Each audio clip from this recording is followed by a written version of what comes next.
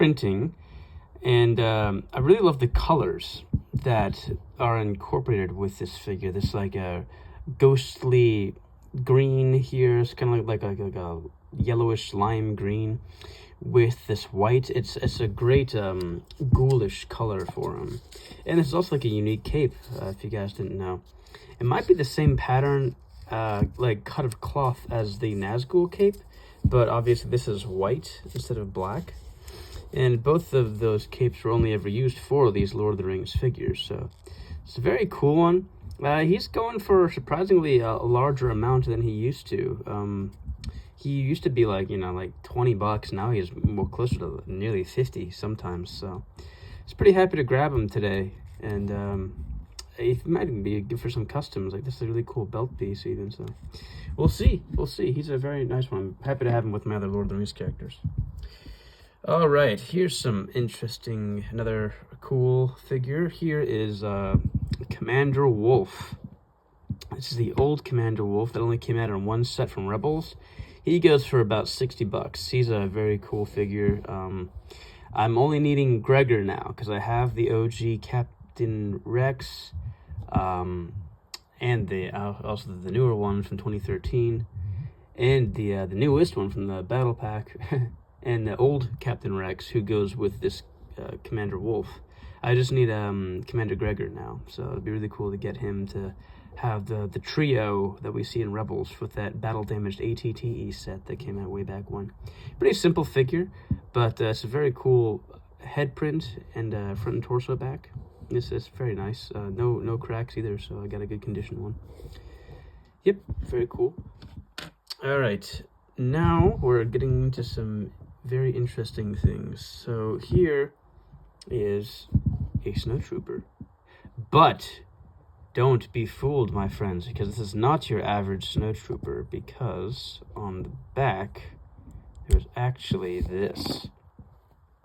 This is a really rare figure that still not everyone knows exactly what the deal is with this. If you guys know in the comments, please share. It's a real figure. It is a legitimate minifigure torso. This is not like a custom print or anything. As you can see, this is like the flat printing that we see on authentic figures, not raised and stuff like the fake ones do, from like pad printing and 3D printing and whatever else they do nowadays. The deal with this figure is I'm pretty sure it was only given away at Legoland in 2002, it looks like, for like random people who like walked in to go to the park at Legoland, and like they were handed out to people who just wanted to visit. They're hard to find. This is the first time I ever found one on, it was actually on Facebook Marketplace when I found a guy selling these. He had like a huge bulk lot of them. I don't know how. Maybe he bought them from somebody else who bought them, who like worked at Legoland, or like in Denmark even. I also heard a rumor that these things were handed out at special events, like a premiere to a movie, or an opening of another park that had to do with Legos, or Lego stores that were opening in Florida or other places. Like there's a lot of sussy, weird intel that might be true, might not be true. And what's also kind of cool is these special Lego printed backs were used for other Star Wars figures as well. Like I think there was like a Stormtrooper and maybe like an R2-D2 as well, and maybe like a Vader, I'm not sure. But they also were included in other random figures. Like there's like a Johnny Thunder, who we saw earlier. This guy, he has one. Snape, Professor Snape, the OG Professor Snape from like 2002 or 4 has one, and like a Harry Potter has one, and like an Indian chieftain has one.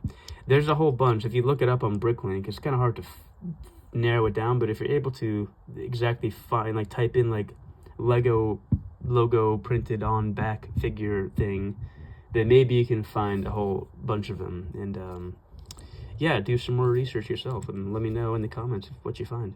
It's such an interesting figure, and I always wanted to have at least one of these special, uniquely printed ones. I got a good deal on this one. It was only like 20 bucks, I think, even like 16. He gave me a really nice deal for something so rare to find. So I was really appreciative of that. Very cool guy. So yeah, there's a really unique snow trooper you guys probably haven't seen before. All right. Okay, here's a big one. Here is the coveted and sought after reddish brown beard Qui-Gon Jinn. Now, this figure has gotten infamously known across the span of LEGO collectors for the reddish brown-haired Qui-Gon versus the brown-haired Qui-Gon. This is almost like the black-haired Kanan that came out way back when in the Rebels ghost ship or whatever. And yeah, so I was able to pick one up at Brooks and Minifigs near me for a trade, actually, and it was pretty cool. As you can see, like, this is dark brown on his boots. This is the color of his beard that it's supposed to be, and as you can clearly see, this is like the reddish brown. This is the rare variant that came out in the in like the early editions of the Sith Infiltrator set that came out last year with Saw Gerrera. Yeah. They were like a misprint mistake. It's interesting. I don't have any crazy misprinted figures. This is my first one. So I'm kind of glad to have this one just because I don't really collect those. And he's already going for like over $100 in most places. And I'm very curious to see. It's a little bit of a gamble. You see, when you gamble, my friend, you eventually lose, as Qui-Gon says. But I'm curious to see how this will turn out in the future. If he will be like super expensive, like Kanan with the black hair, like $500 in like a few years, or if he's gonna stay at 90, or what's going to go on with that.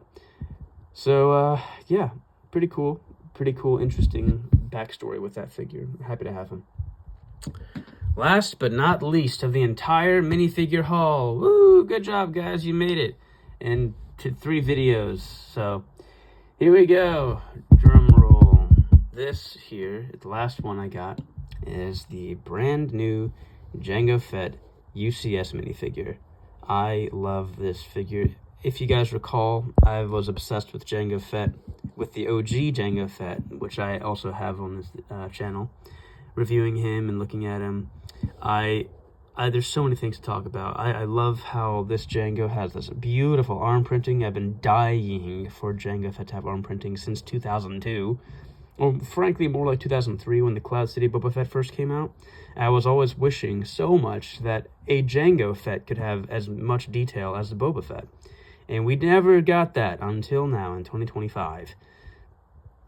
Such a beautiful figure. I love the new helmet. I love this new antenna, which we will be seeing again in the new battle pack coming out, the 327th battle pack. I love his new face print. He's got 2 of them. Very nice, detailed. I'll even show you the jetpack print. I do think that he should have a silver jetpack. A lot of other people are complaining about that, but I think the silver will be more movie accurate, but I'm just happy that he has a jetpack anyway. This back printing is gorgeous as well. This beautiful sheen and shine. Oh, I love this figure. This is the same one that I got off of eBay that came with that Boba Fett that nobody likes that I showed earlier in the video. Those look like hairline cracks, but they're not, I assure you. This is a brand new figure. It's just like a little like darker line from the figure. They have that on both sides. It's not actually cracked. It just looks like it is, but it's not. That'd be really suck if it was. No, it's not. Yeah, oh gosh, this figure, I think I know he's going to be so expensive already. He's already like over $100 still, because the set itself is like, $300 or whatever, the UCS set. What I also thought would be kind of fun to do is, here is the UCS Jango Fett, and here is the UCS Boba Fett. Isn't that fun? This is the one from 2015, and this is the 2025 Jango Fett UCS. They're literally 10 years apart, both of these gorgeous guys.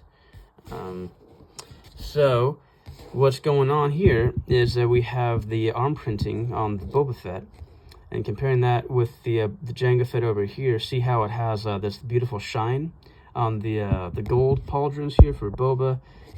What's funny is that they have like, the same sort of printing on other Boba Fett's now, so it's almost not even exclusive anymore. I think the torso still is. If you really compare them side by side, they do look strikingly similar, but still different. He also has this really nice, like a Wookiee scalp, it's called, and this beautiful printing underneath there. A little bit hard to see because of the flap covers there, the shadow of it, but trust me, it is very cool. And what you see underneath here in the back is his other printing. Has the dark green. What's cool about the you see it has the dark green. The only thing that stays unique to this UCS Boba Fett is the fact that he has this unique head. This is what makes him so expensive. It looks like the angry clone, but it's not. It's like a happy clone, a happy angry clone. And that's why he's still like $120 or more, this UCS Boba Fett. Everything else, I'm pretty sure, is not exclusive anymore. It's just the head for the figure. Like I said, that the torso might be, but I'm not positive. I'm gonna have to like do some more research on that. But yeah, there you go. That is all the figures. Please like and subscribe to my channel if you dig this. Alrighty then. Head on a spike. Out.